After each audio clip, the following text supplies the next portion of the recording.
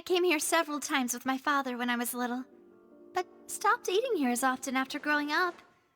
I hope the food here will be to your taste. Oh, don't worry. We haven't eaten at a hotel like this in a while. Paimon's getting excited already. In that case, I'll go order for us first. Please wait here a moment.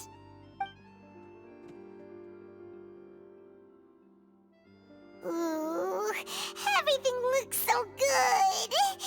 People in Fontaine sure know how to enjoy life.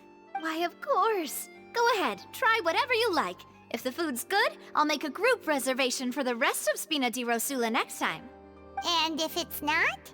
Well, then I'll still bring everyone. Albeit with only one dish per table. You, sure have your own way of doing things. Oh, we called this a farewell meal, but we could also treat it like a victory feast, right? We did just win that case after all. Oh, true. Very true. In that case, boss, we'll have another 2 dishes. Huh? Paimon didn't mean that you had to order even more food.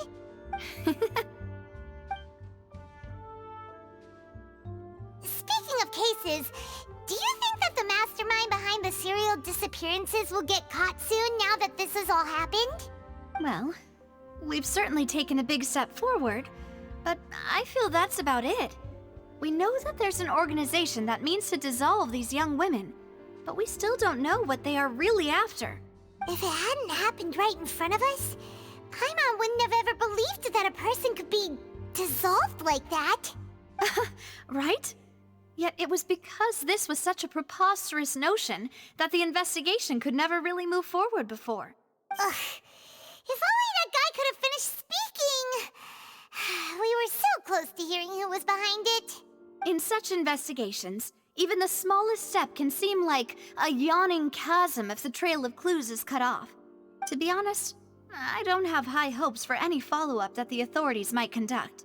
It's not that I don't have faith in their ability, it's just that a different perspective is required in some matters. It's easy to guard against and deceive a single narrow perspective. A shift in thinking is required at such times in order to produce a breakthrough, which is exactly why the Spina di Rosula exist. Those highfalutin folk are not all-knowing. That's why we exist, to seep into the cracks where filth falls through, where their watch fails them. That's the kind of problems we solve. Seems Paimon thought things were simpler than they actually are. It's all right. Well, this was supposed to be a farewell meal, so I doubt you have further interest in this business, right? Let's talk about something else. Like, what are your future plans? That's true. We didn't have a chance to speak to her after the trial ended. It didn't really seem like the right time or place to do it anyway. I see. So, your primary objective, which has been foiled so far, was to have a chat with the Hydro Archon. I've heard that there's a long line of people waiting to meet Lady Farina. I suspect you'll be waiting for quite a while, considering that you missed your chance today. Yeah, we've heard that she's super popular here in Fontaine, and that it'll be tough getting any of her time. Well, would you consider some more, unique ways? Perhaps even methods of, let's say, questionable legality? Guess that's Spina di Rosula's boss for you. Chock full of sketchy ideas. Well, what did you have in mind? Well, one way would be to infiltrate a performance troupe at the Opera House, only to abandon your act at the play's climax and ask to speak to her after the performance. I'm sure Lady Farina would be eager to see the ending, and would agree in order to finish watching the play, don't you think? Could you suggest something a little more practical? This plan seems pretty hard to pull off. We'd have to go learn how to act, and acting's really hard. All right, here's another. Find a way to conceal yourselves under her bed, then wake her up in the dead of night and demand answers. Don't let her go back to sleep until she answers all your questions. I can personally testify that this one works. When I'm sleepy, I'll do anything as long as I can finally get some sleep. That might work, but that's not really the problem. The problem is Ah, valid point. I overlooked that part. I was just thinking about leveraging a person's desire for sleep. All right, no more joking around. Perhaps you could... Oh, I don't know. Cut the line when she's on a break. You did defeat her in court, clearing citizens of hers from false accusations. False accusations she had nearly upheld personally. I imagine that she feels quite ashamed about the whole thing. You mean that if we catch her while she's on a break, she might be too embarrassed to refuse? Oh, that does make some sense.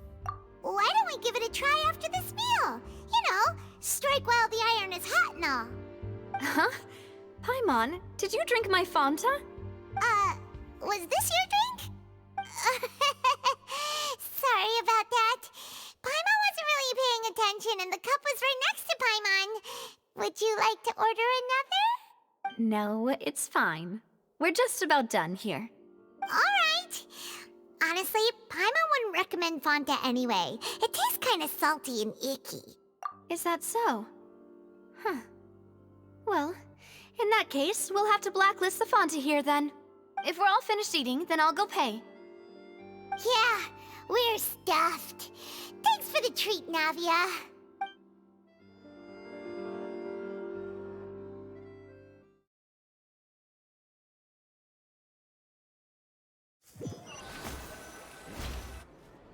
Oh, so full. Paimon can barely float anymore. Can't you see Paimon's barely an inch off the ground? Okay. As for expenses this month, we're left with... Hey, Navia! What are you doing over there? Oh, nothing. It was just a meal, you know? Nothing the Spina di Rosula can't cover. Let's get ready to try to meet the Hydro Archon again. Bye, Navia! So this is goodbye, huh? Well, if you do encounter any other trouble in Fontaine, you're always welcome to contact the Spina di Rosula. I'll give your request the highest priority. In any case, I wish you smooth sailing. I'll see you again, partner. See ya!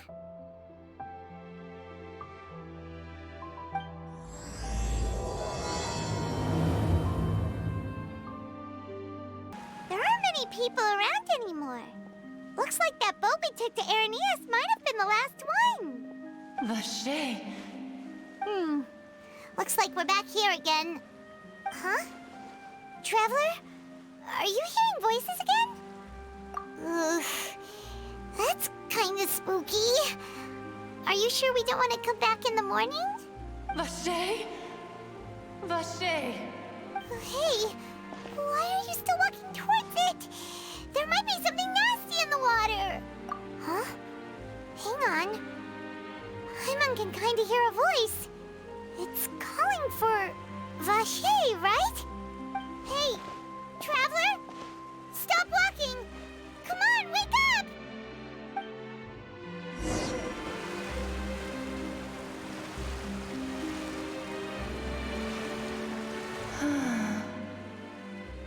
Vache, are you...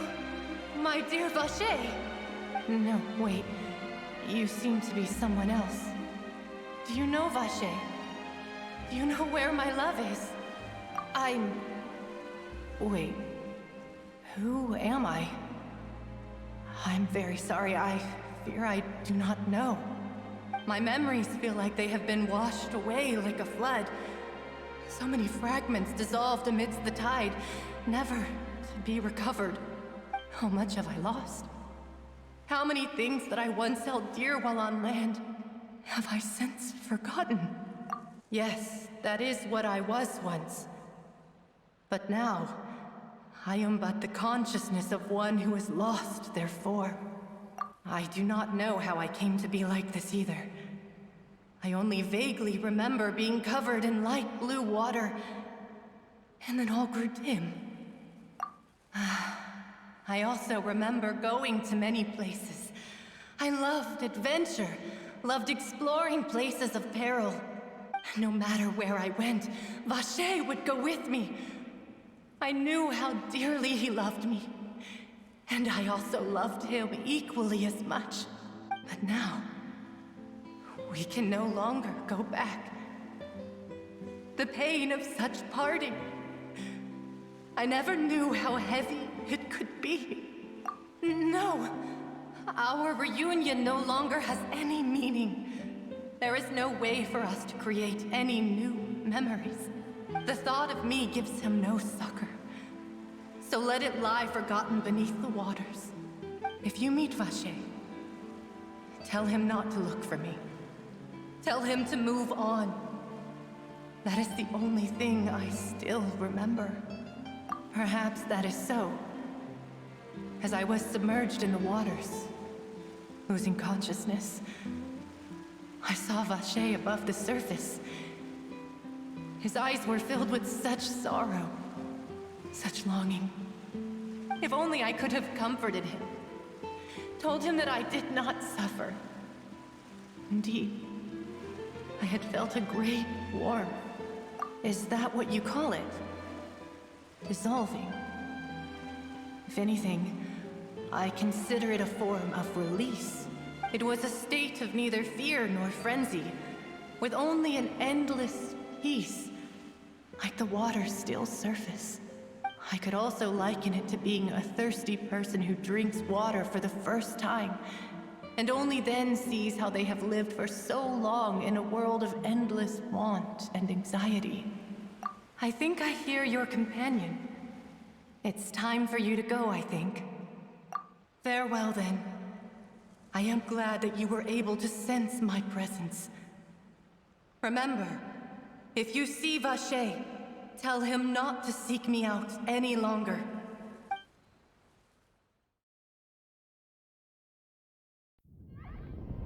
Wake up! Come on, hurry! Navi is outnumbered!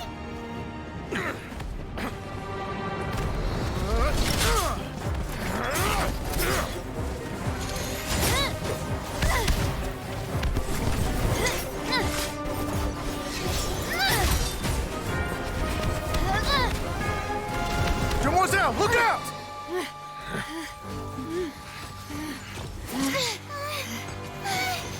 Dear God, it's a whole army of Gardamex.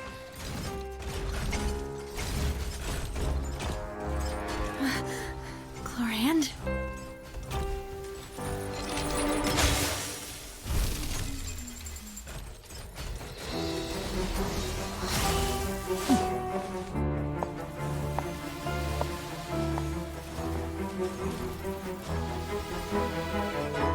Quick, now's our chance!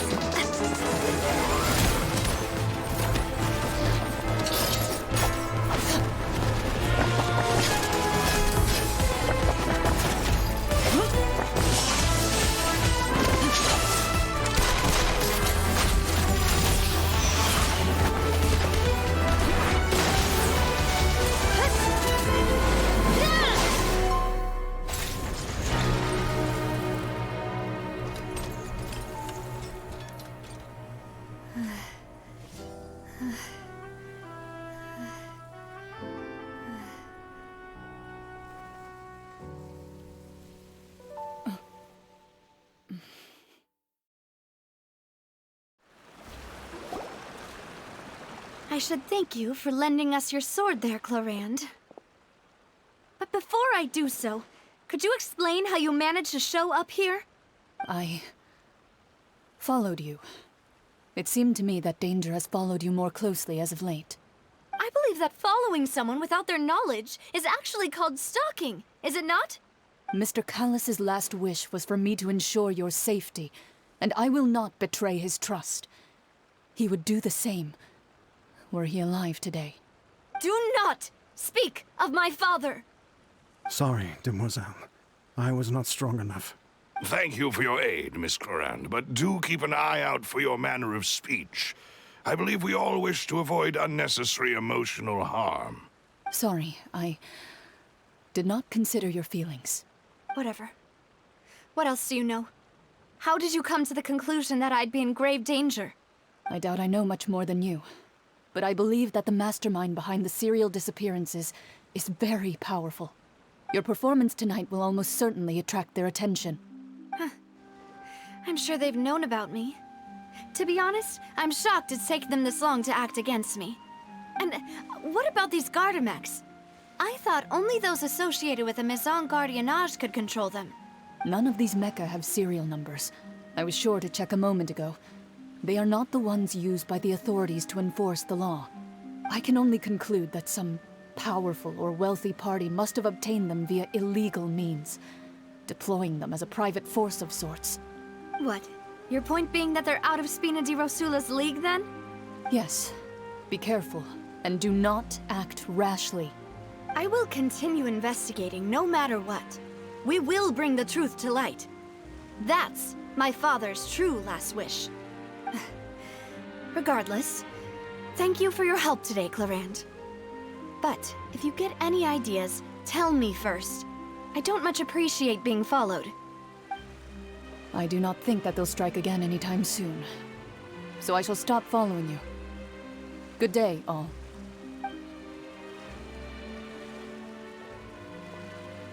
Right. I suppose that's the best news we've gotten today. Demoiselle, I believe that Miss Clarand was being sincere with you. If we tried, we could attempt to thaw relations a little. I know, she's... Oh, thank goodness! Paimon thought we were done for! Those Gardamex came out of nowhere while you were unconscious, and Nadia and her gang saved us! Oh, and there was that champion duelist named Clarand who came out to save us too! We got lucky there. Paimon probably couldn't have fought them off otherwise. Oh, come now. Forget all that polite talk. That wasn't really a farewell meal we had back there. Not for me, anyway. In truth, I hope that every meal we have together shall be a victory feast. As such, we're still partners. There's no need to thank me. It will take 50 years for me to match Demoiselle's magnanimity. If it were me, I would have joined the Spina di Rosula on account of her goodwill long ago. All right, you two. That's enough. Actually, Navia, how did you know that we were in danger? You sure did show up in the nick of time. Well, to be honest, you're the one who tipped us off, Paimon. Huh? Really? Paimon contributed somehow? Ooh, Paimon's even more amazing than she thought! Yes, all thanks to you grabbing my drink by mistake. How did that help? After we parted ways, I was on the way back to one of our bases when I suddenly thought of what you said. That the Fanta tasted kind of salty and icky. Fanta only comes in sweet flavors, so how could it have tasted salty? The color of the drink, if I recall, had also been a bit off. So the Fanta had been spiked with water from the primordial sea? Yes. So if you hadn't drunk that cup for me... Spina di Rosula is preparing the grandest of awards for you as we speak for saving the boss. Huh. Really? I sent people to Hotel de Boer to investigate, but whoever did this left no trace at all. That's when I figured out that you might be in danger, and hurried here as quickly as I could. But why would they go after us too? All we did was defend Linny in court and help clear his name. Ugh, now we're caught up in this mess too, aren't we? Well, you did foil a plan that they were probably pretty proud of, and almost got their name in the process. Speaking of which, did anything strange happen when you drank the primordial seawater? Well, it can't be coincidence that the traveler fainted just now. She said that she heard that voice calling for Vache again. Oh, and this time Paimon heard it too, but it was real faint. Does this situation have to do with the primordial seawater then? Does that mean the primordial seawater raises someone's sensitivity to hydro when it's used on people who are not from Fontaine?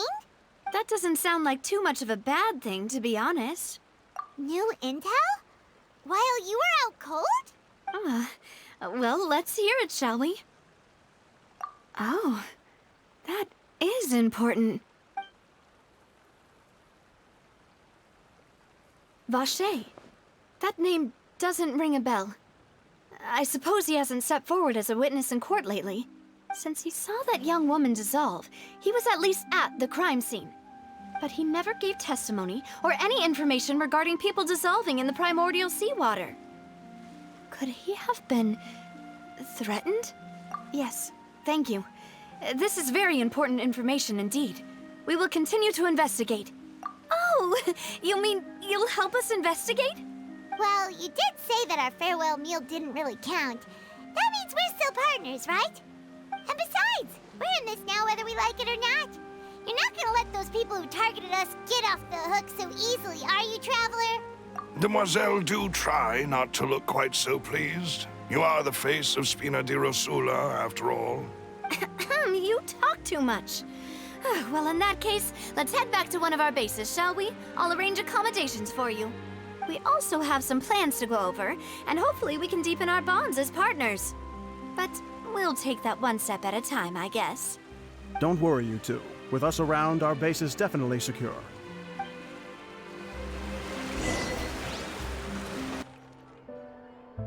It's right up ahead, but let's make sure we weren't followed first.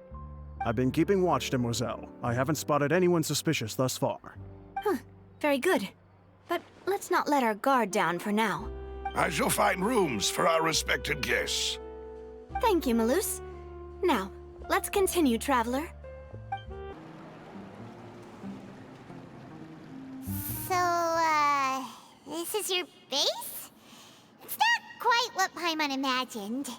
Your accommodations have been arranged. Under the present circumstances, I can confidently say it's the best we have. Well, our funds have been a little tight lately. After all, we don't allow illegal or unethical profiteering. In fact, our funds often come from citizenry who support us.